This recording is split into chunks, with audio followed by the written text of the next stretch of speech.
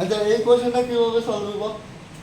একটা ডায়াগ্রাম দেয়া দিছে, কিটা কিটা গিভেন আছে দেখো, গিভেন আছে xy আর mn ইন্টারসেক্ট এট o, মানে এই xy আর এই mn টা o পয়েন্টে ইন্টারসেক্ট করে, ঠিক আছে নি? হ্যাঁ, তাইলে অবভিয়াসলি এই অ্যাঙ্গেলটা বি অ্যাঙ্গেলটা সমান হইব, কারণ কিটা করতেছে নিজেরা মধ্যে ইন্টারসেক্ট করতেছে। আমার এটা এখন প্রয়োজন নাই। কিটা দেয়া দিছে অ্যাঙ্গেল পি অফ ওয়াই, একটা জিনিস লক্ষ্য রাখিও, পি ও ওয়াই যদি 90 হয় তাহলে পি ও এক্স এর মান কত হইব?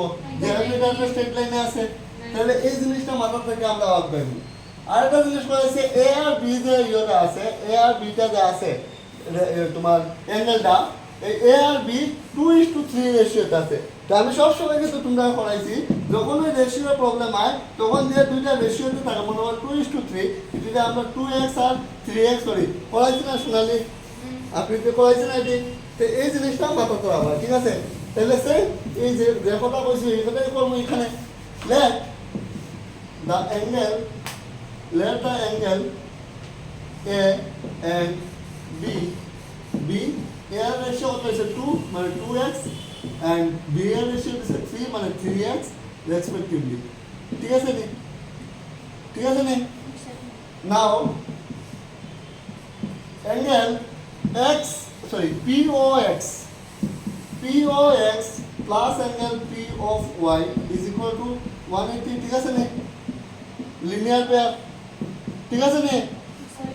কোনো আওয়াজ আইলে আমি কেমন করবো? এত তো শুনে তারপর তোমার আওয়াজ আয় না, কথা ঠিক আছে নি? কেন ভুল করছি আমি?